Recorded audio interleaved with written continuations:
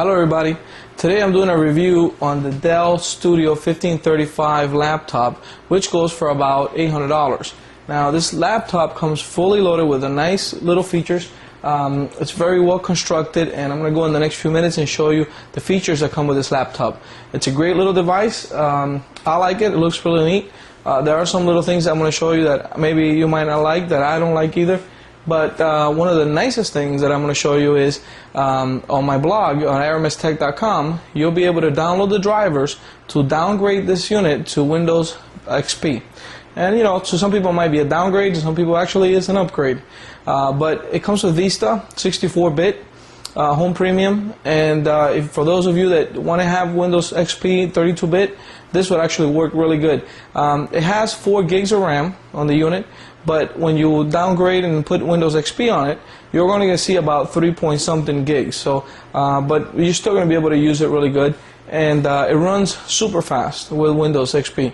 The problem that I had was actually getting the drivers, but I solved that for you. So just check out the video, and at the end, remember to visit aramistech.com and check out the information for this laptop so you can download the drivers. I put them all in one zip file, so you have them all there. Okay, the only one I'm missing is the Bluetooth driver for the laptop, but the wireless LAN, the screen, you know, the video card, and all the other drivers on there are all included. So take a look at that, and I appreciate you watching my videos. Thank you. Alrighty, so here we have the Dell Studio 1535, and as you can see here on the screen, I already have Windows XP on it, and this is Windows XP 32-bit.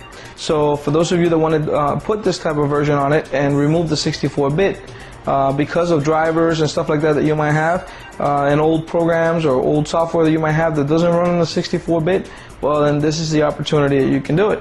Now just visit aramistech.com, and I have all there the drivers to download it, so you basically can do this installation and set it up.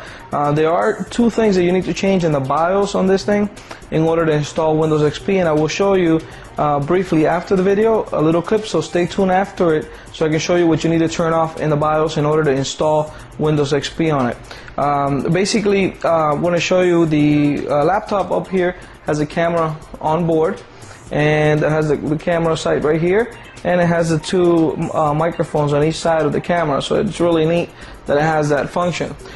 Basically you can record your videos on the go, which makes it a lot better for you if you're into editing, or if you want to chat with someone. This is great to do that.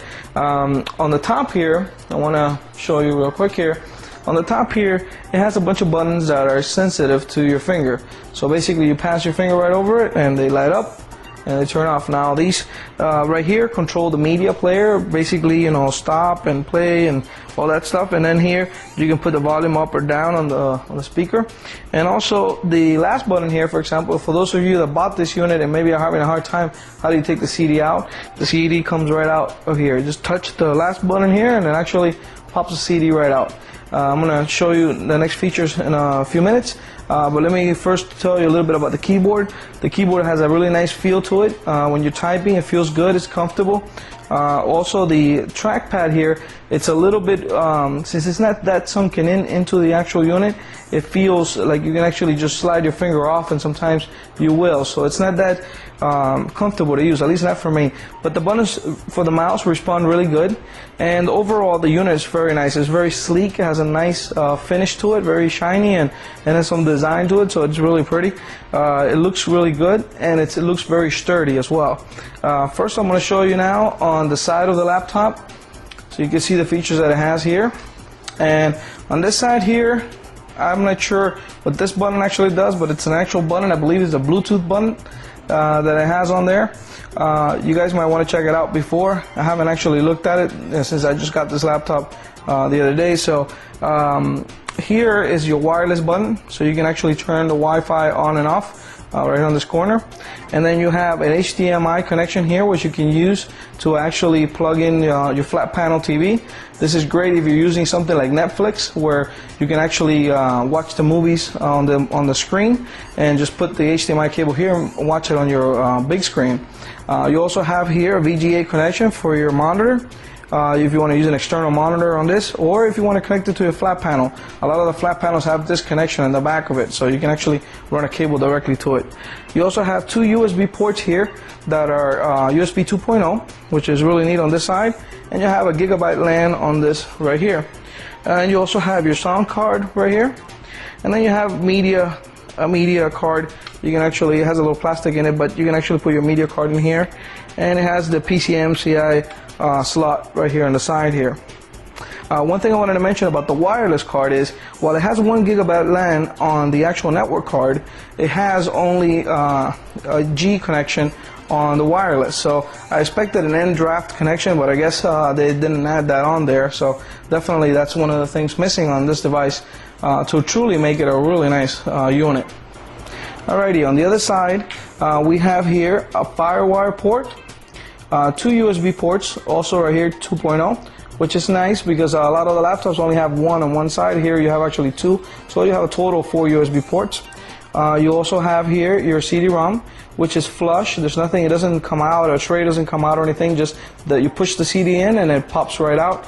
And also you have here the button for the power. So this is how you turn this little device on. It was, at first I couldn't figure it out, and it's actually in the corner, so you always have to look here. But this is how you turn the device on.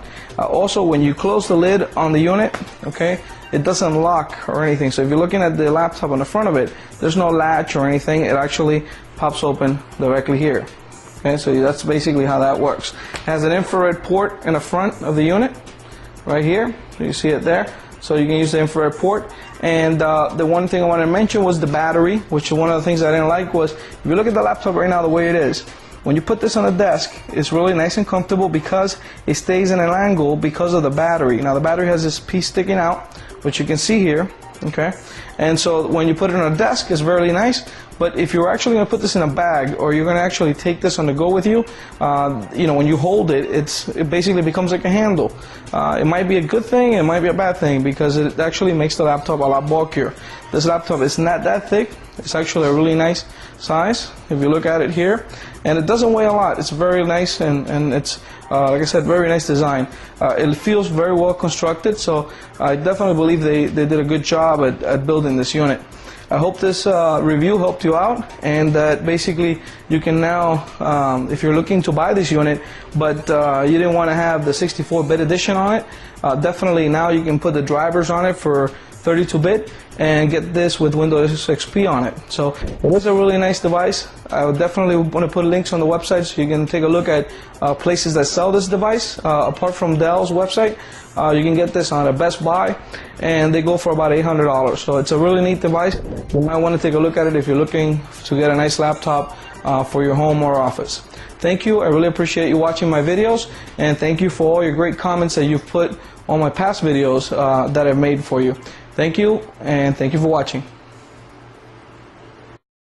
Okay, so we're now on the screen where we have the setup, and I'm going to move this around a little bit so I can show you exactly where we need to go in order to get this to work for you the way you want.